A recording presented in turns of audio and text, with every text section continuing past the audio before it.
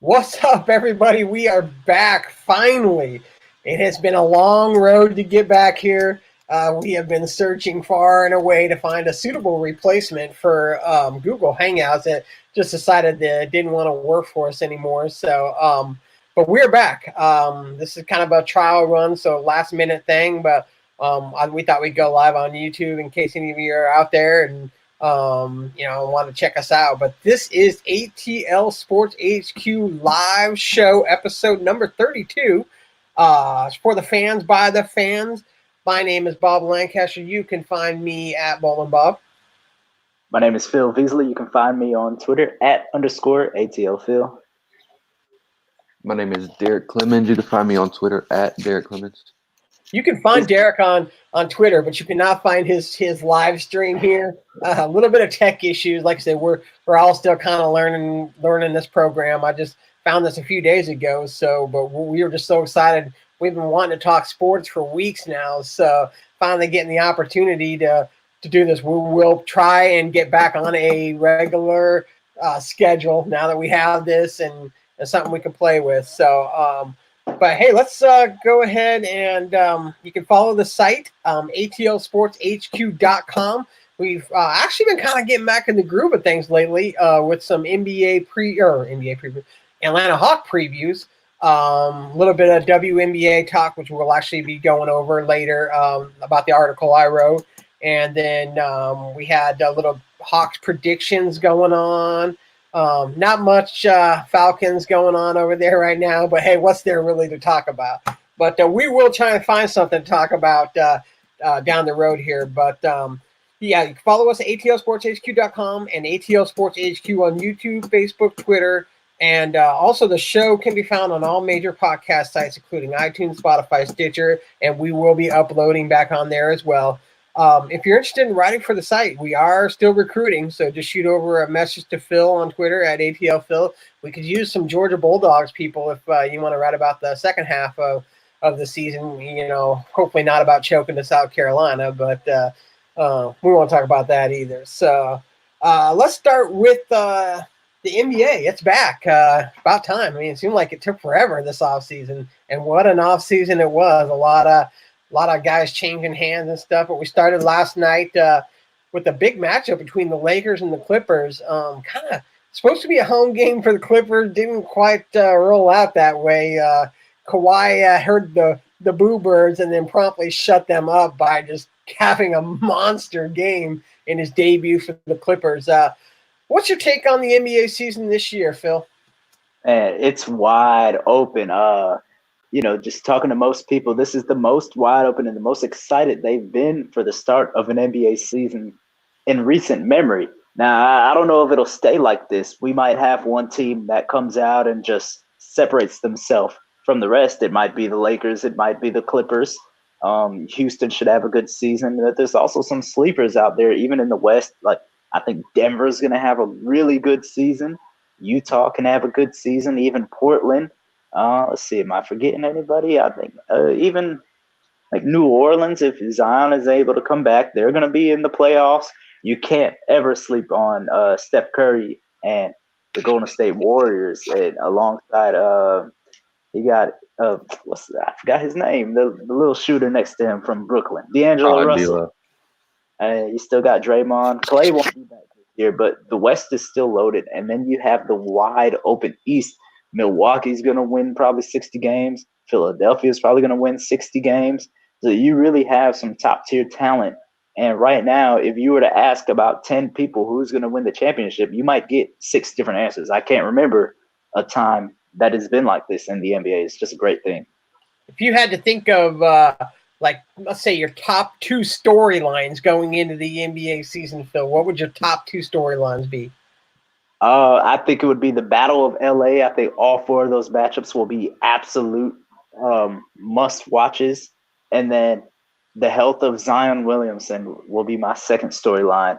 All eyes are already on him. The doubts are starting to creep in. When you're that big, that strong, and that hyped, every little injury, every little knick-knack is going to be just hyper-analyzed. And the third one is just, can Giannis repeat And then I'd probably tie that with how is Houston going to be? Will Harden and Westbrook get along? Yeah, that's for me, the you put it that the excitement for me is at a all new level, just because, like you said, it's so wide open this year. There's not like that one team this year that I think is just going to blow through the West or the East. It's just, for once, the parity is the word I'm thinking of. The parity in the league is finally there. You've got the young gun teams up and coming that are now starting to catch up to the ageless veterans. So that that definitely makes for excitement. I mean, again, the last 2 or 3 years, you just like pretty much hedged your bet on Golden State, and then hope that someone would catch up to beat them. And I think it was, the Toronto Raptors last year, giving us hope that it didn't have to have a superstar team to win. If you have a strong superstar and a great supporting cast, you could be successful. And then Siakam, last night, proved that he's willing to step into that role, and he was paid as such too in the off season to be, to play that Kawhi role there. And he kind of went out there with, thumping his chest to say, hey, Kawhi may have left us, but don't you underestimate us again. It was more than just a one-man team there in Toronto. Yeah, shout out Fred VanVleet last night. He had about either 34 or 36. He was the reason they won that game. Yeah, he was playing off his playoffs. He had such a good playoff series, NBA Finals series too. So, but my top two storylines going in: number one, Zion's health.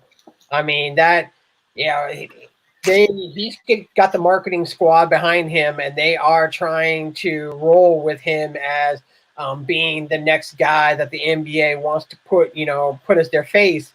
And knee injuries are nothing to mess with. I mean, we've seen some guys with the utmost potential go down to knee injuries and never recover. I mean, Greg Oden was trending, the other day on Twitter. I didn't have to look to see why Greg Oden was trending.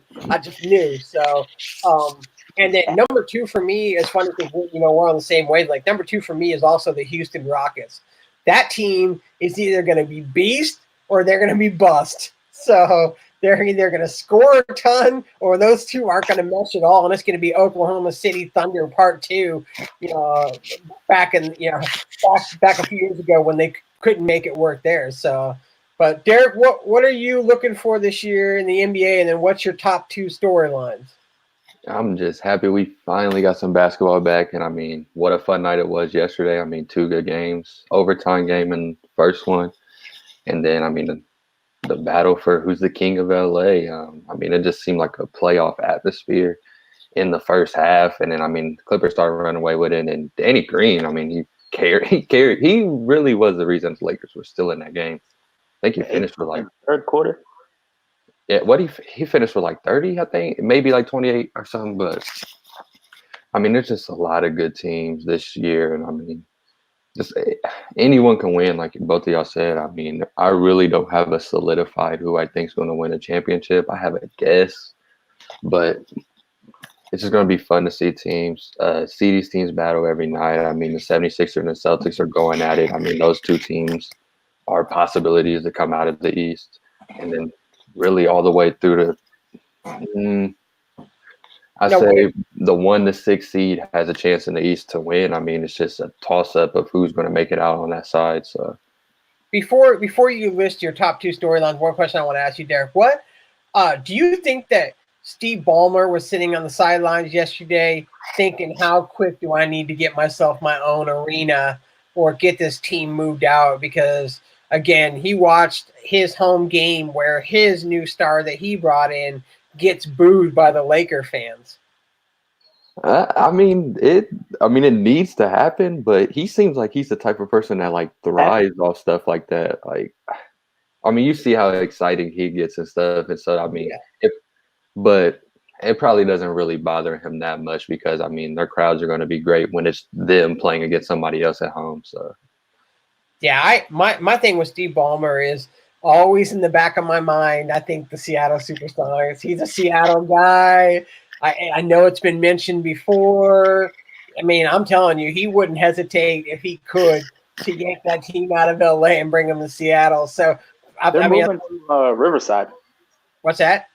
Moving to Riverside in 2 years. Yeah. You could just tell, and they needed to. Again, you could just tell, So, but anyways, Derek, what are your top two storylines in the NBA? it has to, I mean, number one has to be the Battle of LA. I mean, you see how much attention I got leading up to the first game of the season. I mean, that's all anybody's talking about is who's the king of LA? Is LeBron the best player in LA or is Kawhi the best player of LA? Who's going to win the championship? Blah, blah, blah. And I mean, it proved to be something interesting that we're going to see the rest of the times they played this season. And if they meet up in the playoffs, I mean, it's going to be crazy. But let's see a second. I mean, you really have to say Zion. It sucks that he had to go through that injury, especially since they don't know when it happens. So that's a bad thing because I mean he could have damaged it more when he continued to play in the preseason and then in the summer league because he had another injury in the summer league too. I think that bounces off of that. But I mean, I hope they don't push him to come back. Like I would not be mad if 6 to 8 weeks. That's when he'll be cleared, most likely to play, but not when he should come back. I mean, he'll be missing like 30 games if he misses 8 weeks. And I really would not be mad if they sat him out the whole season and let him start fresh next year. They're going to sit him out as long as possible. Yeah. He is such a freak of nature and a freak of athleticism. We talked about this at work the other day. Is my biggest fear is that he is ahead of his body development, and so his power, and his growth, muscle growth and stuff hasn't caught up to his age, and and you're starting to see that in a lot of younger athletes too. The Tommy John surgeries and stuff like that in baseball. Again, they're the muscles aren't there, the development isn't there, and a lot of people got to remember he's such a young guy, So I don't rush him either. I mean, again, I think the perfect person for him to be talking to about rehab would be Kobe. Especially when it comes to that style of knee injury, because the last thing you want is tendonitis to be coming into that knee and then you never pan out and you end up being a bust. And we're the people that are on Twitter, oh yeah man, Zion's a bust. Yeah, get out of here, man. It happens. Again, he's struggled with the knee injuries at Duke, so this isn't anything new. It'll just have to be managed. And yeah, no need to rush him back. This guy's your franchise player. Don't rush it. Look at Blake Griffin. He missed the whole first year with some knee problems, and he's had a really good career. Yeah. No need to rush him whatsoever. So, all right, let's get into the home team, Atlanta Hawks. Exciting year. I mean, some people in some aspects of Twitter are a little more excited than some of us realist people. But give us a Hawks preview or your Hawks preview, Phil. Yeah, I caution everybody to relax a little bit. This, in my opinion, this is not a playoff team yet. I know a lot of people are really itching to get there. And of course, I'm itching to get there too. There's nothing like Hawks home playoff games. I can't wait to be back there, but I can't place those expectations on this young team. We're starting 2 rookies and a second-year player and a third-year player tomorrow night, and then Alex Len. That just doesn't bring very many wins in the NBA, and we still have a lot to work on. Turnovers in the preseason were awful.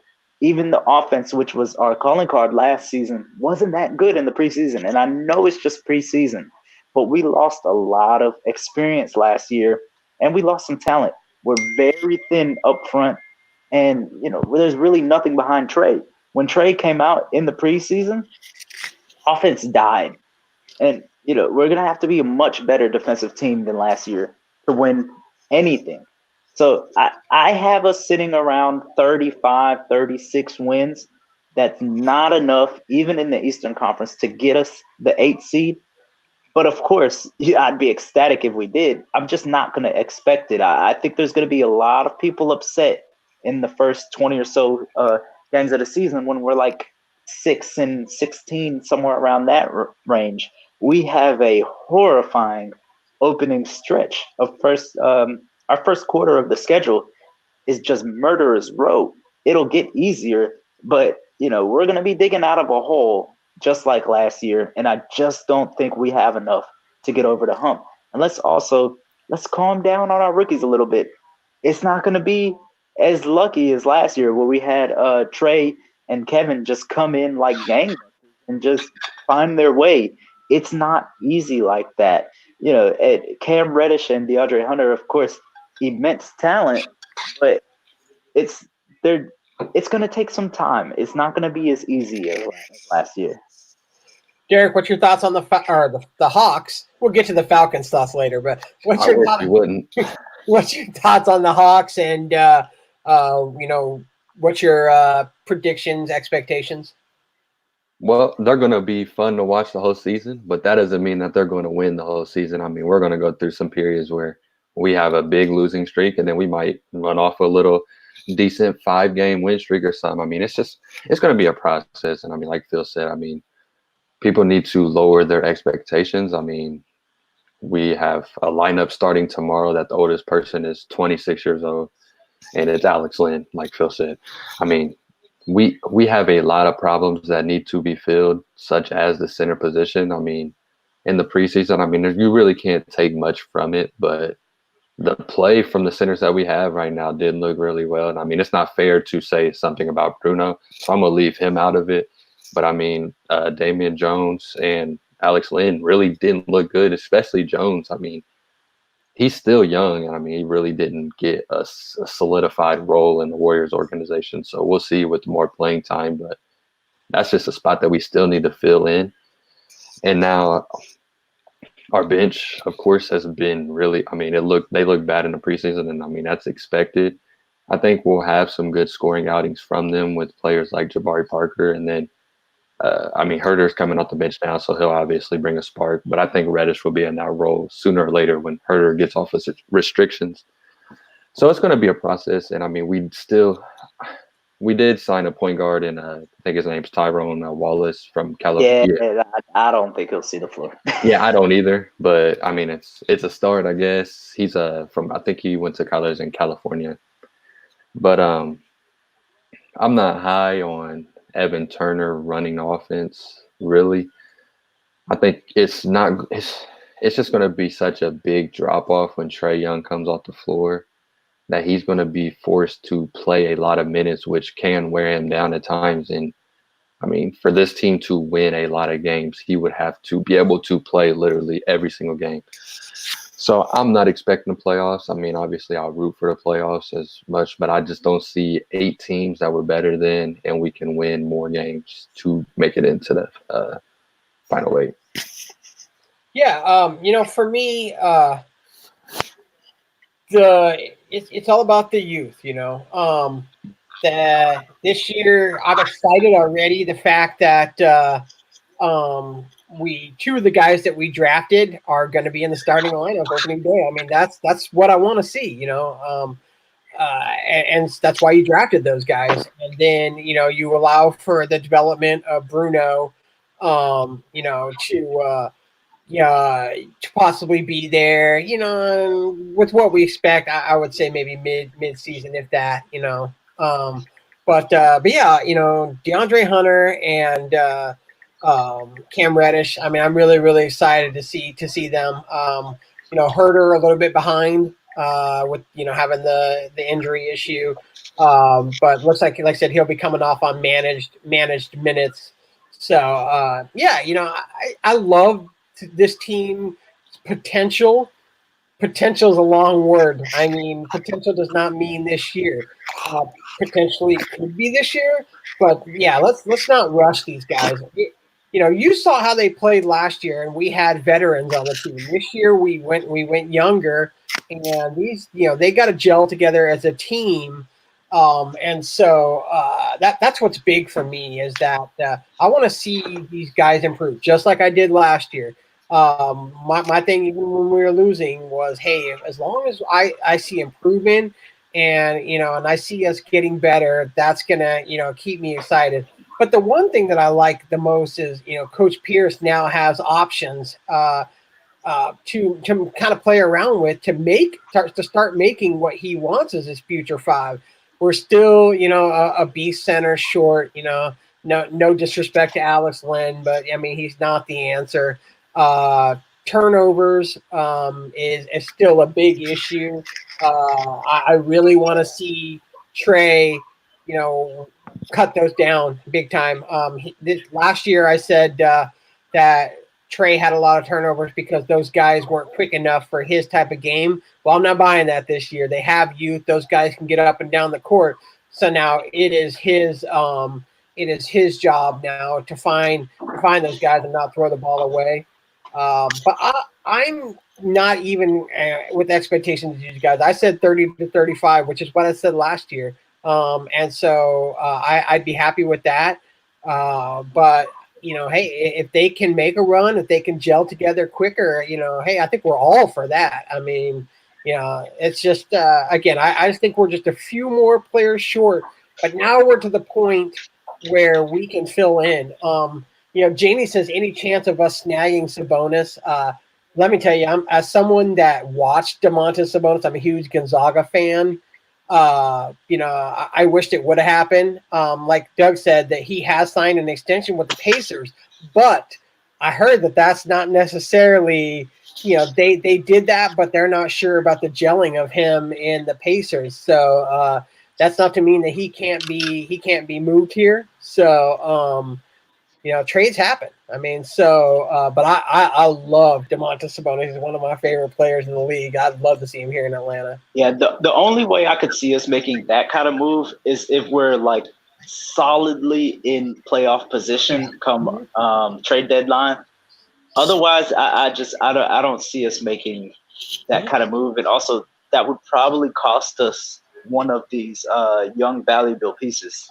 I said it cost us Reddish. I mean, I honestly think it would cost us Reddish. If that's not, a big no. That's a no. Yeah. John Collins. Doug, you said John Collins. John Collins is another one that I think it would either cost us one of those two. But yeah, you made a good point, Phil. There's no. This is part of rebuilding. You don't bring in the winning pieces until you're to the winning point. There's no sense in paying guys millions of dollars when you're still not to are you going to do that to bring you the 8th seed? I mean, no, you're not going to do that. Don't stunt development by bringing in guys like that. You do that when you're ready to take the next step. We've seen the rebuild. The Braves did it the exact same way.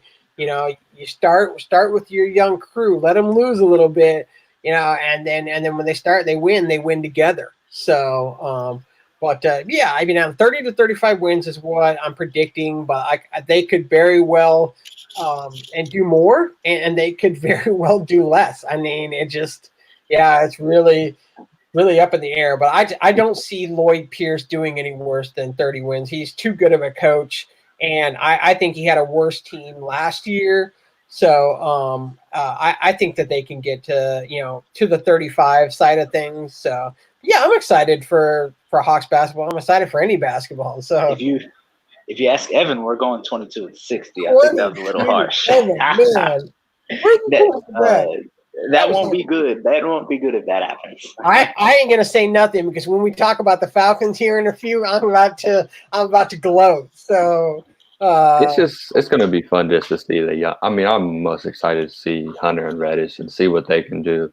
I think Reddish is my favorite out of the two, but I think Hunter is more NBA ready, and he's going to have an impact every single night from start to finish, just because he's always going to have that defensive edge, and he's always going to cause havoc on that side of the ball. And I mean, we're a team that our defense isn't really good at the moment, but with him being on the team, he's going to be able to cause a lot of things and make defenders on our team better as a whole. So it's going to be fun to see.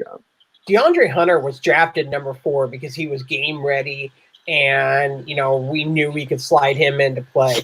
Cam Reddish got drafted because he fell in our laps and was game ready. So that's what I said. The DeAndre Hunter was who I wanted, but boy, when it started coming draft time and you started seeing Cam Reddish fall and fall and fall, and you start to realize, hey, this is a real possibility that we could essentially get someone that we wouldn't have minded taking at the number 4, falling to our lap there. And so, I was okay with that, so because I knew DeAndre Hunter was a defensive guy we needed. But it's different. It's different than playing defense in college and playing defense in the pro games. So, he's got to make those adjustments, and we'll see. Again, he's going to struggle. They're all going to struggle at the beginning. They've got a rough 20-game stretch. Was it 20-22 games, Phil? Yeah, it's like the first 22 games. It's awful. Yeah. And so, we got to see how – that's going to be a good test for me to see how good a team this is. How do we make out in a tough 22-game stretch to start off? So, let's I'm going to switch things off here, Phil. I'm actually going to go ahead while Derek is around here and not doing schoolwork. We got to talk about the Falcons, man. I mean, whoo. And, what really is there to say? Phil, what are your thoughts on this season so far? I mean, there really aren't any words. Nobody really could have expected this kind of just absolute crap show. And it's been both sides of the ball. It's been all facets of the game. There's been one good performance, and they were pretty much one play away from losing that game too. So I don't understand when you have the firepower you have on offense that repeatedly, it's been every other year pretty much, that they just can't get out of their own way. We've pretty much wasted the primes of a top 20 quarterback in NFL history, the best receiver in the game. You have some good tight ends. It's just ridiculous that this could happen to a team with this much talent on the top end. Derek, what are your thoughts, man? What are you thinking about this season so far? I don't even think Mike Smith had this bad of a season in his tail end of his little stint. I mean, this year is one of the worst years I've seen in a long time. And it's not even just because there's one win. It's just how they play. I mean, they're just getting completely dominated. And there's just not one aspect that has stood out at all. I mean, has anyone really been good? Not really. I mean, offense had a good game against the Texans, but it didn't start until later on, until they started to have to come back, and it didn't matter because we gave up 50-something points. So, I mean, it's just a terrible year, and I mean, I could see it coming. I mean, not this bad of a year. I would never expect it. I could see a stalling year of going like 8, maybe picking up 9 wins, and I seeing the offense be the way it is because when we signed Cutter and then we let Dan Quinn take over the defense, that's really not a good sign because, I mean, you don't want full focus because his focus is everywhere, and you don't want him having to be in control of the defense because then there's not that one guy that's able to actually have full control. So I didn't like either of those situations that we were put in, but to say that we would be 1-6 right now, and really we should have no wins at all. I mean, Aguilar is the reason we have that win. It wasn't because we played well. The Eagles played bad, and Aguilar missed a wide open catch that would have won the game for us. So, I mean, it's time to get rid of Quinn. I guess the players like him, let him finish the season. That's fine because we're not going to hire anyone, and it's going to just be some fill-in. So wait till the end of the season. That's fine with me. I don't care because we're going to keep losing. Yeah, but it's time. And get TD out of there, man. Yeah, we're gonna have to rate this one PG-13 because what a shit show this year is for Atlanta. Oh my God, this is terrible. I mean, start with the running game.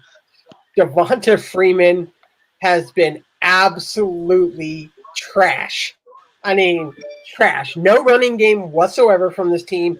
Ito Smith has kind of been able to do that, but then Dan Quinn, whose dumbass thinks that it's a great idea for your 5 foot running back to be the lead blocker, and he gets absolutely slaughtered and now has a severe concussion because you didn't send a tight end to block or something like that, but you send your small running back to be the lead blocker, and he gets absolutely manhandled.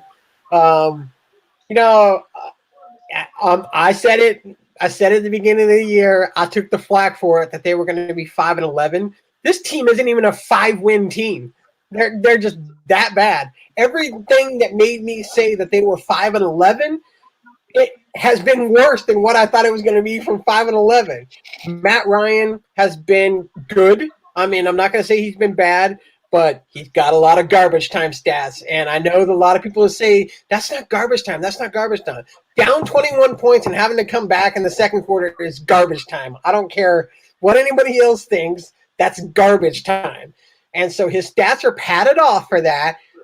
He has had some dumb interceptions again this year. He had one the last game where you're trying to throw a short pass, and what do? You throw it wide to your guy, and it's a perfect interception. Where else could I go here? Offensive line, trash. Defense, trash. Cornerbacks, the worst I've seen ever. Ever. I mean, you've got a guy. I put a stat out there in our chat the other day. 28.8% of the time that Isaiah has been targeted, and quarterbacks have a QB rating. I think it was like 132.6 or something like that when they're throwing to him. Why is he still out there playing? 132.6 means you stop nothing, and you're being thrown at 30% of the time. I think that led the NFL. I don't know how many times Sunday he was thrown at, but I'm sure he didn't stop nobody. So, last year you had the crutch of injuries. This year, I'm not buying the crutch of injuries. Yeah, you had a major one, but let's look around the division. Oh, let's see Cam Newton injured. Gee, let's see. The Panthers have reeled off, 5-6 straight now with a backup quarterback. The New Orleans Saints. Hey, look, Drew Brees goes down. They're 6-0 with Teddy Bridgewater, and they didn't have Kamara last week and still won. So I'm not buying the injury crutch anymore. Dan Quinn has got to go. It's just ridiculous. He wanted his thing his thing this year was, hey, I'm taking over the defense and I'm going to be responsible for the defense. The defense is last in every single category this year. Horrible. I am personally gonna monitor Vic Beasley. Vic Beasley is probably the worst defensive lineman in the league.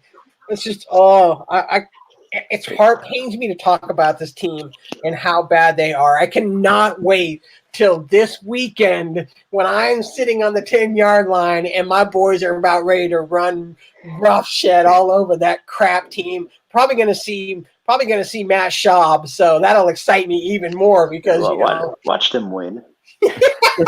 That would just summarize everything.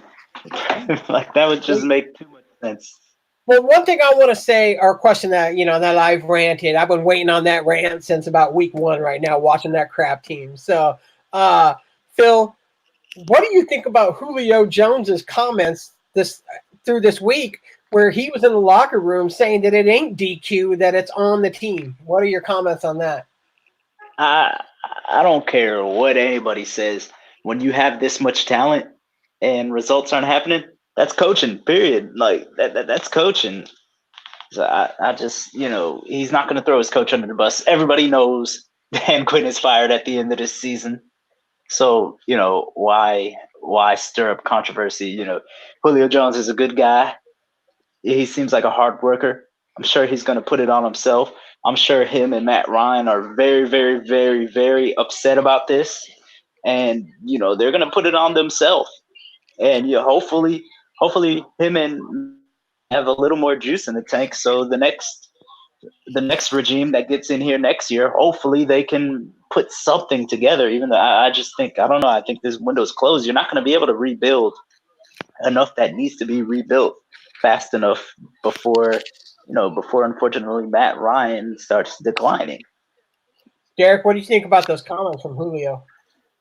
I mean, that's expected. I mean, they obviously have tons of respect for Dan Quinn. I mean, you've seen what they've been through with him and stuff. So I mean, and it's Dan Quinn needs to go. I totally agree. But the players have been bad too. So I mean, he's really not in the wrong because it is on them too.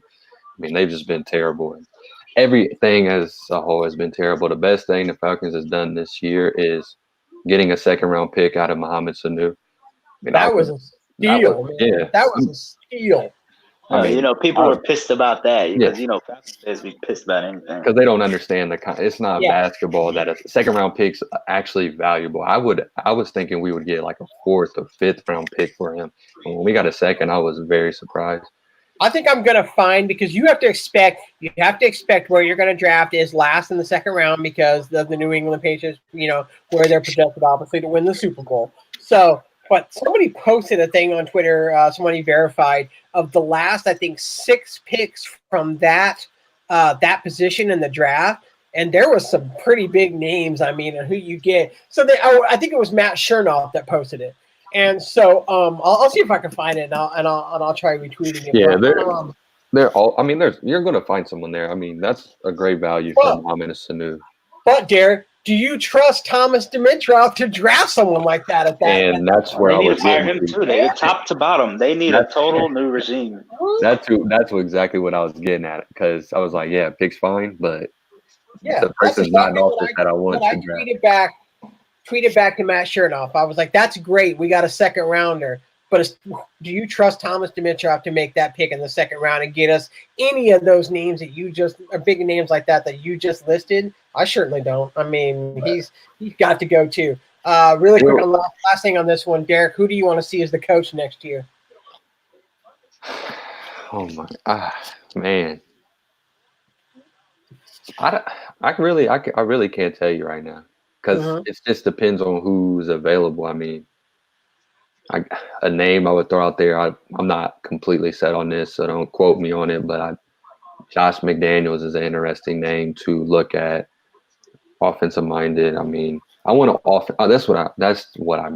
want an offensive-minded coach to come in. I'm tired of we don't need a defensive-minded coach. Just hire a solid defensive coordinator. Exactly. I mean, our best aspect is offense. You bring in offensive mind. I mean, like Phil brought this up. He said the window's closing and stuff. I think the window's closed, and it closed as soon as Kyle Shanahan walked out that door. It is. It closed. It closed since the Super Bowl, man. It closed when Shanahan walked. If we still had Shanahan, it wouldn't be closed, in my opinion, because Shanahan is an offensive mastermind. But as soon as he left, he did the smart thing though. He walked out of here because he was going to get blamed for the Super Bowl loss that was all on Dan Quinn's lack of time management, not upon the offensive coordinator. Even though he's going to throw the offensive coordinator on the bus, because clearly, as you can see with Dan Quinn's comments, he don't want to take responsibility for anything. So it kills me, the fans that are like, "Oh, Kyle Shanahan ruined that," and he's the reason we lost. Like, it kills me because they still don't understand how good an offensive coordinator he was for us. Yeah, Phil, who do you want to see as a coach? You got anybody in mind, or? I'd take Josh McDaniels, but I don't know if we're going to be able to steal him out of there. I think multiple teams have tried for multiple years already. And also, there's been some chatter about Mike Tomlin leaving Pittsburgh. No, people. He's been consistent for so many years up there. I just think consistent at what? Making the playoffs and not getting to the championship. Got to go through New England. Like that around here. Well, he did win one. He did win one, so we ain't how long ago has Tomlin won a title? I wouldn't be mad at Tomlin. I mean, but that's out of the picture. It was like 10 years ago, bro. He ain't won nothing in Pittsburgh in a long time. So, my answer is Mike McCarthy as the head coach. Only with the caveat that he brings Todd Bowles with him as the defensive coordinator. I think Mike McCarthy and Matt Ryan together would be a nice fit. I mean, you got to get weapons around Matt Ryan, obviously. But I think they're there. I think the tight end position set. I think you have two good wide receivers. They did. I do think they drafted well this last year. You can't take into account that these guys are young. They're going to learn. This is part of why I said they were going to be 5-11 in the beginning, because everybody's like, oh, but we drafted 2 first-round offensive linemen. Doesn't matter. They're still first-year offensive linemen. They got to learn, They're going to get better. They just will. I mean, they're big enough guys and stuff like that. I mean, you would hope, but underneath, some of the coaching they got there, you wonder if they're going to regress more than they're going to get better. But again, the pieces are there offensively for them to get better as they go along. Defensively, you got to burn it to the ground and start all over again, which is what the mistake that they made this last year in the draft is. Yeah, they addressed things offensively, but they addressed nothing defensively, and so you ran into a depth issue again. These guys aren't getting it done, but you literally have nobody to step up and take their role and do anything better. But so I think Todd Bowles could literally get that defense. He's just a tough guy.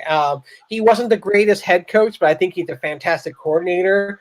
So I want to see, like you said, Derek, I want to see a genius offensive mind paired with just a strong defensive guy.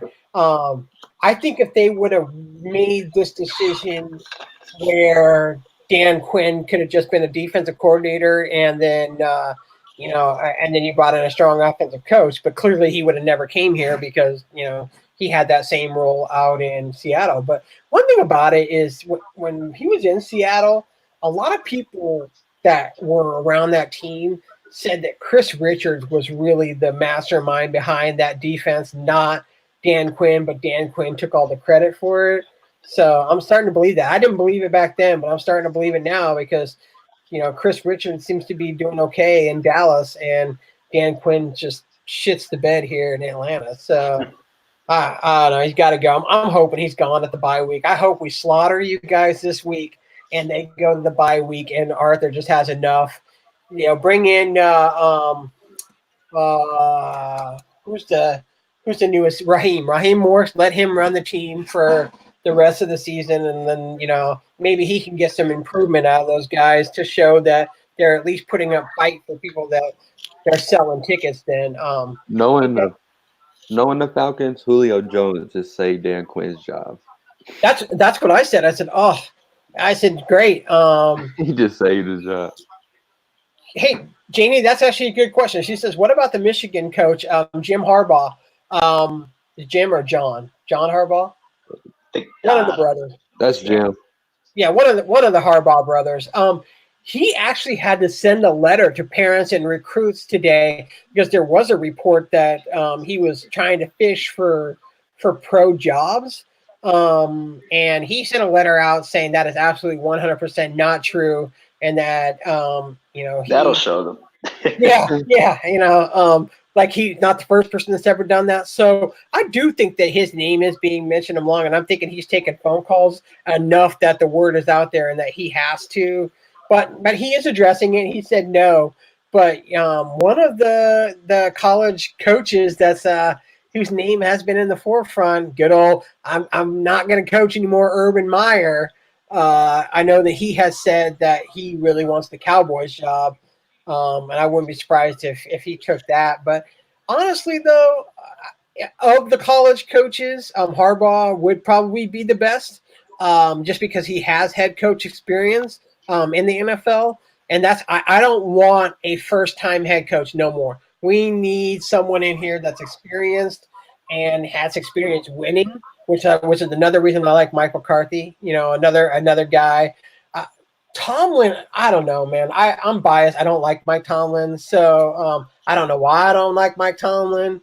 But my wife, she really likes him too, and I don't know. I don't see it with him. I mean, again, he just reminds me of that coach where that gets you to the hump but can't get you over the hump. What you're about to talk about with the Braves. So, but Doug says Dan Quinn keeps trying to run that soft zone coverage, playing man yards away from receivers and rushing 3 at QBs.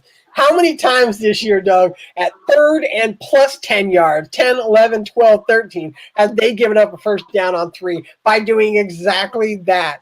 It's just, I tell you, if you wanted me to rant on Dan Quinn, we'd be here until 11 o'clock tonight. Like, I just don't understand. You get that much money, you're paid to do this for a living, and just some of the plays they trot out there, it's just like, huh? Well, and the thing with Vic was that we base him off the his big year where he had 15 sacks. I was reading this stat where he had 15 sacks on only 17 rushes, which just means it's insane luck. I mean, that he was just able to wrap it up on every time, but he only got there 17 times in a season. So it's not like he was disrupting or anything like that. He just made the most of it. Well, now he's not getting there, nor is he touching anybody. And then he gets juked out of his feet when someone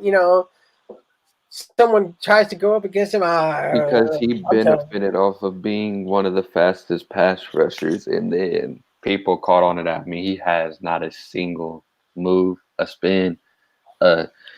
He has no moves at all. It's just speed. He just if he doesn't beat you off that first step, it's over with, and he's no longer part of the play. And that's just how it is. And then because of that, and every team knows that, you are then allowed to put an extra man on McKinley. And so McKinley looks like he's having a terrible year. But the fact is he's being double teamed because there's no need to put an extra person over on Vic Beasley. So this team it's just a disaster. They were bad last year. They are terrible this year. And I knew it. I could see it. I could see it in preseason. A lot of times they're like, that's just preseason. No, man, you can start to see the same exact things happening. And I just really, like I said, who took the most flack for 5-11? I heard it for 3 weeks when I said 5-11 about, you don't know what you're talking about. You don't know what you're talking about. No, this is someone that's not an Atlanta Falcons fan with a fresh set of eyes looking at the team from the outside and realizing that it's not there yet. Dougie, Isaiah Oliver isn't ready for a backup role. I mean, he's ready for like the Arena Football League. He's bad. If you were center, if you're a quarterback and you're getting whooped on 130 to 140 passer rating on 29% of the time, you're out of the league. He would not be on any team other than the Falcons. That's only because they don't have a cornerback. What are they going to put in Bleedy Ray Wilson? Come on now. I mean, it's just he's the worst.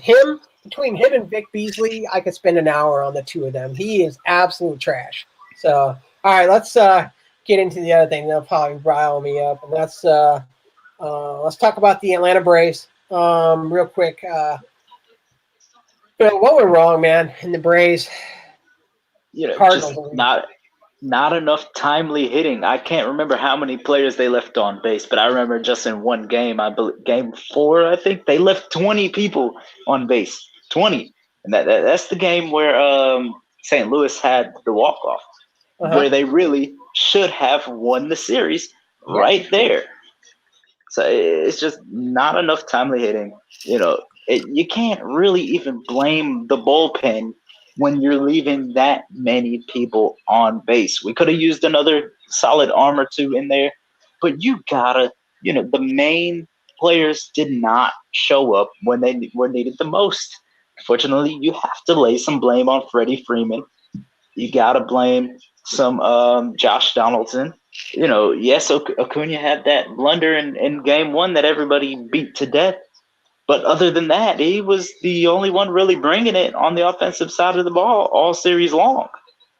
Yeah, it was him, essentially him, Albies, and Dansby Swanson were the only guys hitting the ball whatsoever. 3, 4, 5 were not good the entire series. But I knew in game 4 when we didn't put it away in game 4, I was like, I knew we were done. And then to come out and do or die situation and give up an 11-run first inning, just what more could you say? As I watched every run go over the plate, I'm like, yep, Braves baseball, baby. Yeah. Gotta So I love it. remember because I think that was the day of the Hawks preseason game. So I got off from work a little early. I was like, okay, I'll come home. I'll take a quick nap, wake up for the game. I woke up at 5:05, looked at my phone, top of the first, 4-0. I was like, oh, come on. I You looked were at my phone responsible like for this. I remember now. 20 seconds later, 5-0. And it was like every time I looked, it just kept getting worse. And then the funniest part was it was 9-0 and it said 3 outs. I was like, oh, finally. And then I picked up my phone again and it was back to 2 outs and it said 10-0. I was like, okay, y'all are just playing with me now. What's happening? It started so inconspicuously too. I mean, the most minor thing, Brian McCann drops strike 3. It was foul tipped and it came out of his glove. Something so minor as that. And then he gets the base hit. He gets on first base. So and then Freddie Freeman has a chance to limit it to a 4-run, drops an easy double play ball and gets an error. Someone that's just short-handed, like that, and then makes a crucial error. And it was just you could see it happening. I always say, when it comes to Braves, you see it happening, and you could start to see, the pieces fall where this was, there was no way. And then the only thing I've said, hey, I'd rather lose by this way than have another heartbreak again going into the bottom of the ninth. At least I knew tweeting, I was live tweeting the game on Chop Up, Chop Down, and I was like, at least now I know there's no hope, so yeah. But I said, hey, in the most brave thing here, we're probably going to score 10 in the bottom of the ninth and still lose by 1. That didn't even happen. So, Derek, what were your thoughts on the season? Anything stand out to you? That was one of the most Atlanta ways to lose in the playoffs.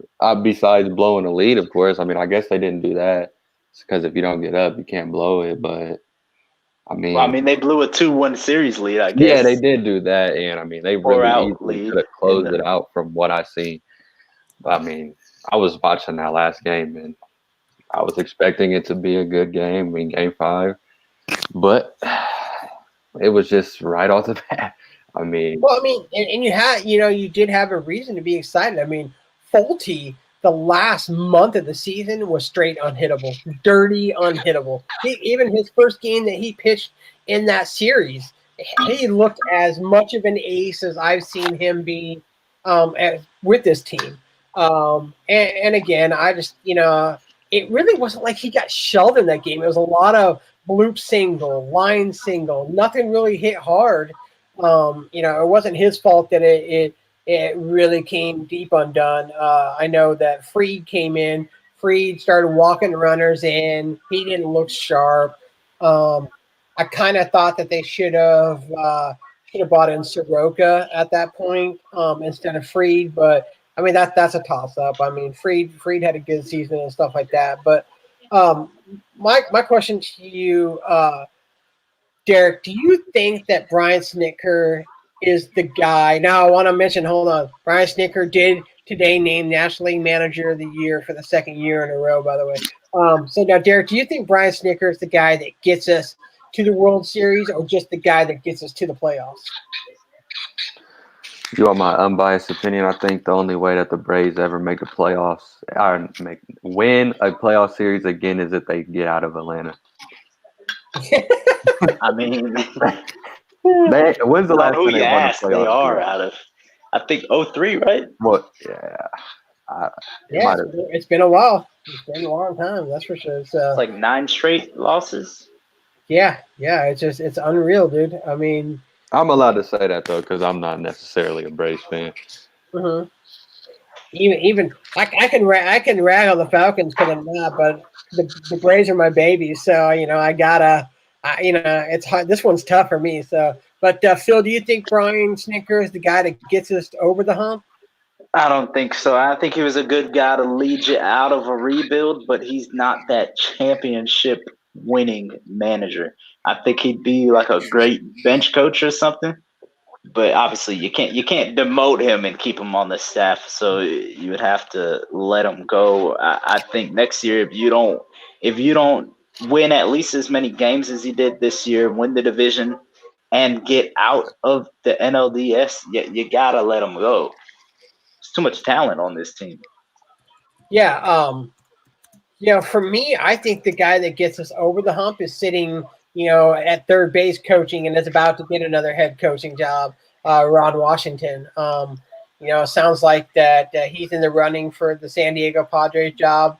It's down to him and one other. So, but I think that he's the guy that gets us over the hump. And and that's hard for me to say because I love Brian Snicker. I love what he's done for this team.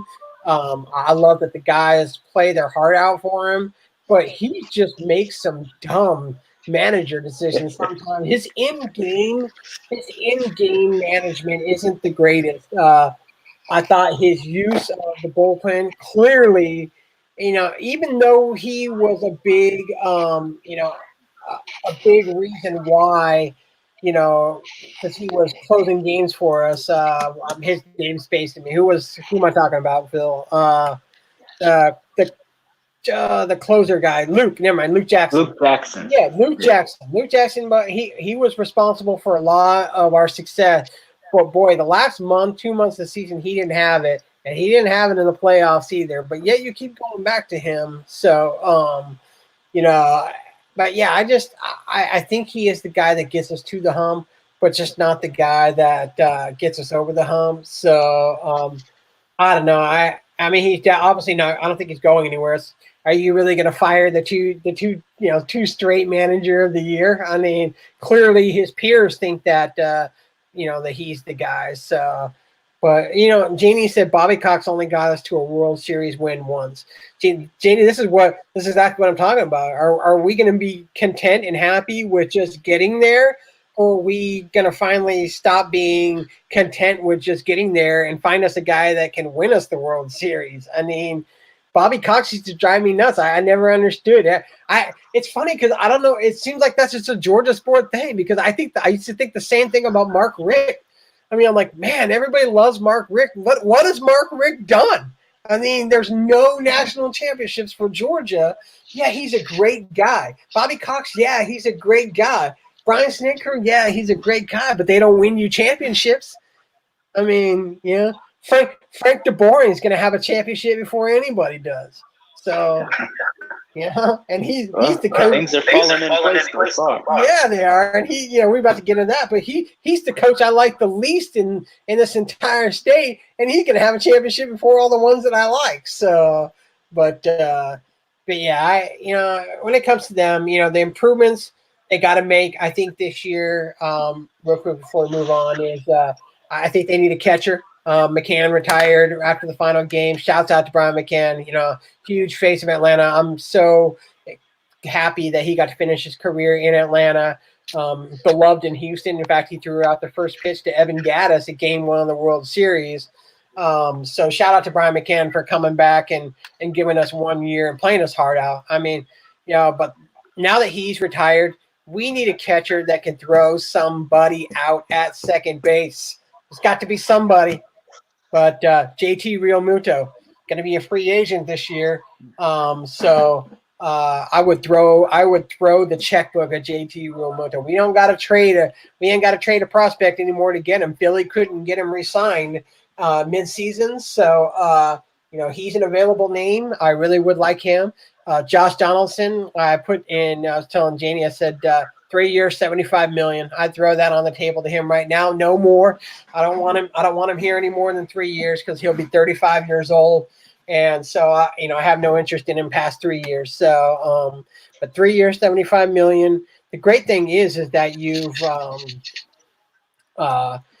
you've got the pieces are in place, and we've got the money, you're gonna lose Keuchel. He's a free agent. I'm not really sure. I'm interested in re-signing him. I think we can do better. Garrett Cole is a free agent, but he's gonna be too expensive for our taste, so we're not gonna get him. But there's some guys out there. But I really want to see the catcher position, and then maybe another outfielder. So, but we are going to move on here. We're gonna let Derek go so he can go do his schoolwork, and Phil and I'll handle the rest. So. Later, Derek, man. We'll see you next time, bro. Yep. All right, Phil. Let's get into some soccer talk, man. Atlanta United.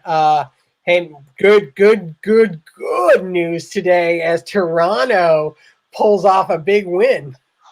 Yeah, so Toronto got a late win in New York City on the little baby baseball pitch. In case you haven't been following MLS, New York City was the #1 seed. So they, of course, were hosting the Eastern Conference playoffs. So now, if Atlanta takes care of business tomorrow, we will host the Eastern Conference final. And I believe that will be next Tuesday. But of course, you have to take care of business tomorrow against a tough Philadelphia team. Now, Philadelphia was a side that was in first place in the East most of the year. They gave it up at the end to New York City and even let us pass them there at the end. They're a team that pretty much, I don't want to say they had their way with us this year, but they came early in the season. So I don't know if that really counts. They came early in the season and drew with us way back in March at the Benz. And then they beat us 3-1 in Philadelphia a couple of months ago. However, that was a weird match. Atlanta did get up 1-0 in that match. And then that was at the end of our just insane stretch of like 7 games in 25 days. Philadelphia scored 3 in the second half. But it should be an interesting match. You know, Atlanta is rattered and tattered on the back line without Miles Robinson and without Parkhurst now. So it's going to be interesting. You're really going to have to play some makeshift defense, and you're going to have to hope for Joseph and Barco and company to really will you to victory with some goals. Yeah, Philly was the team I least wanted to see this early, this early in the cup, because I think that they will play us tough. I think it's going to be very low scoring. But hey, it seems to the 2 years. These last 2 years that low-scoring games tend to go in United's favor. It seems like, and especially because that's Frank de Boring's game. Defense. Like those low-scoring games actually benefit his style of defensive play. One thing I've always liked about the United is that they can run you up 5 goals quicker than you can snap your fingers, and he turned them more into a slower paced. Defensive minded team, and that's okay. I mean, they have just as good a chance of winning this whole entire cup as anybody. So, I'm still not his fan. I don't know if I'll be his fan even if they do win the cup. I mean, it'd still be nice if you can play play at home. Next game that was big. I mean, Toronto helping us out there. So. It's big win. You got to win tomorrow. I mean, we can think ahead to what's next, but it's a single elimination now. You don't get there ain't no second chance. No excuses. We're on more rest. Philadelphia played a hard-fought game Sunday in the cold, in the rain. They're a little banged up as well, but at the end of the day, we're at home. We have more talent. What a better side. You need to win. We got 10 o'clock. I think 10 o'clock starting now is going to be Seattle against Real Salt Lake. So that's going to be a good matchup too. I really, obviously, who I'm going for. So I'm not really. I honestly, I couldn't name one player on Real Salt Lake. They kind of came out of nowhere. I didn't even know they were in the playoff picture. Yeah, they played well this year, and I think I'm trying to remember offhand, but I think that they played us well. I was trying to look real quick while we were talking about. They beat Atlanta the last second goal back in May. Yeah, they beat us in August 3-0, and then let me see real quickly. Yeah, I was looking. I think it was. Real Salt Lake. Let me see here. Yeah, was it May? No, I don't think so. Yep. We beat them on a last second goal in April. So it was looks to be 1-1, but yeah, they clobbered. I remember that they clobbered us last time. So it was 3-0, but like I said, it's so much different of a playoff this year, having that single elimination. I really like, I like that. I mean, I don't think there needs to be home and home except for for the cup. So, but yeah, and then what's the other one? We got the LA Derby preview. Yeah, we got the LA. That's gonna be something. I saw those tickets were going for like thousands of dollars, much more than even the Lakers and Clippers. I don't know if I think if there's more time to plan this, they should have tried to move that to like the Coliseum or something. I think they should start doing one of those a year where they play that match at the Coliseum. Because I know LA Galaxy and San Jose, one of their regular season matchups, they play at like Sanford and they always get like 40,000. Just a insanely hot ticket. I'm rooting hard for LA Galaxy. I want LAFC out of there. I want us to have the chance of hosting MLS Cup if we're to get there. Yeah, and the other thing about those matchups is they've been really, really good matchups. They tied 3-3 back in August, and then the Galaxy beat them 3-2 in July. That match was incredible. Yeah, so they've had some really, really close matchups, and like you said, the tickets were insane for that. So, but I mean that there's a lot. I'm not sure. As far as LAFC, how what their fan base is, but what the Galaxy, they're incredible. There's two of the best fan bases. I think top 5 fan bases: Seattle, Portland, the 2 LA teams, Atlanta, and then Minnesota has built a nice little fan base up there. Mm-hmm. And then what else we got? We got the New York City against. Oh, they're out because they lost. That was the Toronto. Yep. Yeah. Okay. So that was the other one. I was looking at our schedule, but yeah, the Toronto took care of business there. So I think we pretty much got through everybody in MLS Cup. But yeah, I mean it's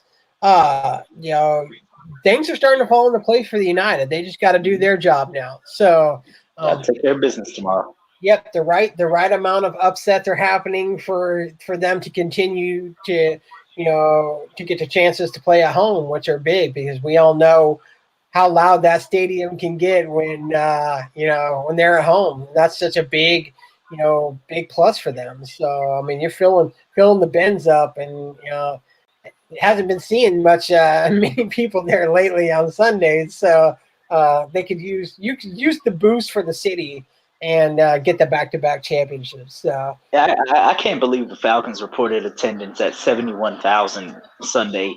United reported attendance at 66,000 Saturday, and it was more full than the Falcons game by far. I saw the pictures taken, and again, but they're I know we've been on the Falcons rant, but I mean, again, that all goes back to the seat licenses and stuff like that. People are having to buy the seat. We could do a whole show on that. The corporate people are buying them up, and those guys aren't going to the games. I mean, right. Look at me for Sunday. I snagged 2 tickets on the 10-yard line, 3 rows back from my accountant. So it's just that's exactly what it is the guys that can afford the seat licenses and corporate people, they aren't going to the game. I think he said he has 8 tickets, and my wife and I are only using 2 of the 8. That's it. He said they're going to be empty, so he can't get nobody to take the other 6. So it's bad. I mean, again, that's exactly what, because see, they made it now too, where if you have to buy the seat license to get Peach Bowl tickets, and a lot of them want that Peach Bowl. And so they, the corporate guys, so they buy the seat licenses, and it's that whole structure is, great. You give me $1.50 hot dog, but I can't afford to get in the door to get that $1.50 hot dog. Right. What difference does it make? So, what we're going to end off with though is Atlanta Dream making some news on Friday. They are done at the to State Farm Arena and are moving to College Park. You and I have actually talked about this before it even happened last year on the radio show. And so, what are your thoughts? Were you excited about this move? Good move? It's an unfortunate move at first glance, but it's the right move. Atlanta only averaged about 4,000 fans per game last year. College Park seats 3,500. So what you've pretty much done is increase demand.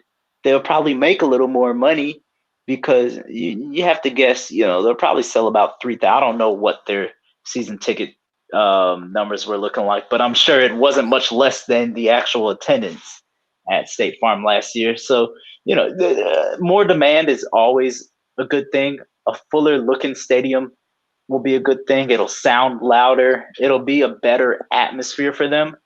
It's just unfortunate, last year we had Nikki Collin on Game Time Radio last year, and they were just so excited to be moving back to State Farm Arena, and it didn't work out this year. Now they 72,596 was their total of paid attendance last year, which is second to last. The only team worse than us in attendance was the New York Liberty. Well, they play in like a high school, so. But and you know what? They're moving to Brooklyn. Yeah, they we gained. I think it was when I did my article. We gained 2.6%. We gained in attendance this year at 72,000. Where the Liberty, like you said, they lost 26.8% of their attendance because they were playing at a high school gym. So. But what I was figuring was the State Farm Arena holds 19,000. And so I think I figured out that it was like 4,000 or something per game. And so the Gateway Center Arena seats 35 can be expanded to 5. So with those style of numbers, they should at least be closer to looking like at least selling out. I think it was the game that I was at where it was the one game we had nationally on ESPN. And literally, I think I could count how many people were at that game. Like I could have done personal attendance figures and it wasn't even close to 4,000. So I'm sure if they get to the playoffs or stuff like that, they can always play a one-off game. It's a basketball arena. They can come to State Farm for a game or two if they need to. The Gateway Center Arena is what it's called up in College Park. They're still building it, and so But I looked at the blueprint plans. She sent me an email that had some blueprint plans and stuff like that. It looks like a really, really nice arena. The other thing that they announced was a brand new color scheme as well.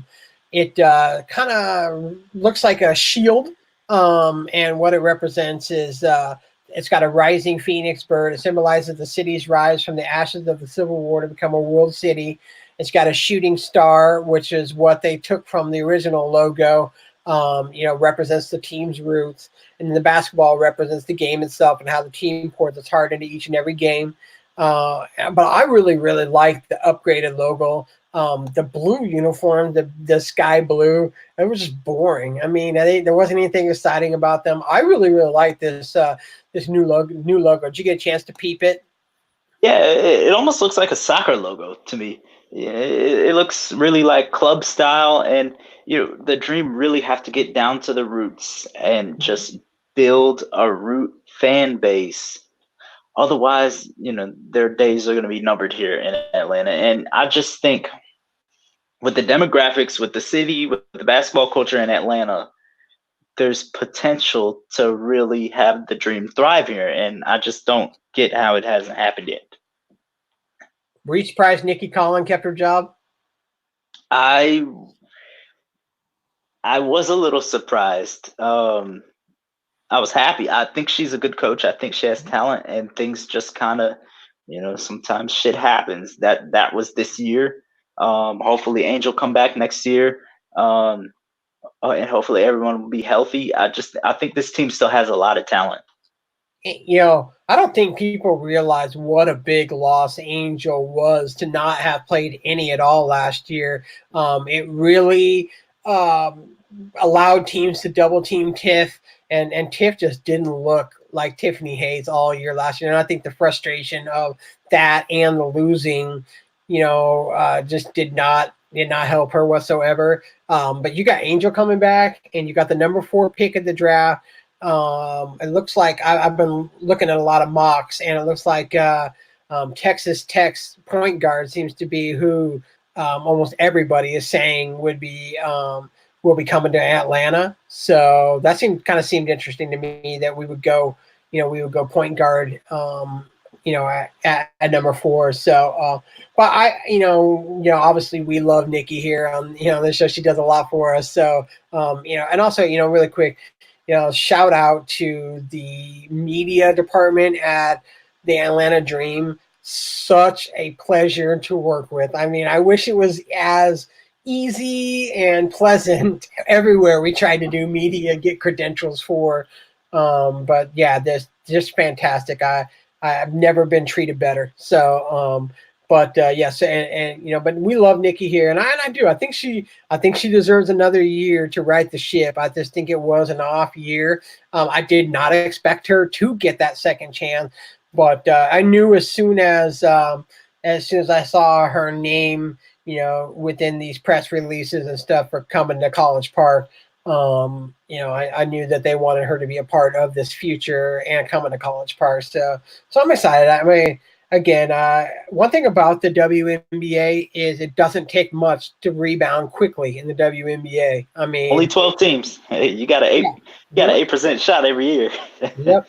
I mean, I watched the Storm go last place. Win the title, go last place, pick up Brianna Stewart, and win the title again. So it's it can happen that quick. So. But yeah, so shout out to them. I'm glad they got that new arena. They definitely had to get out of State Farm. I mean, it was not a good look for them in anything. So, but I think that pretty much covers it. You got anything else? No, we'll get to that in the shout out. Well, let's go ahead and do it. Shout it out. And just thank you for the people who are still in the chat. I know we had a 3-month layover. It's been a long road. But thank you guys for always supporting. We really appreciate it. And hopefully we're back, and we hope to be back on a regular schedule now. So bear with us, and we're trying to get the site back in order. So we're back.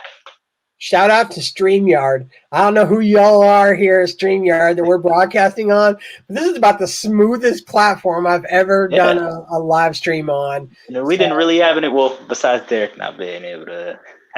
But just I mean, other than his video, but that's his laptop. But as far as glitching and stuff like that, it seemed like, I mean, Dougie, you can really give us that kind of feedback. But it seemed like it wasn't glitchy at all. I didn't hear any kind of like echoing or anything like that I used to hear on Google Hangout. And it seemed like the picture quality is really good too. So now that we have this and we're set back, we wanted nothing for the last 3 months but to get on a platform and talk.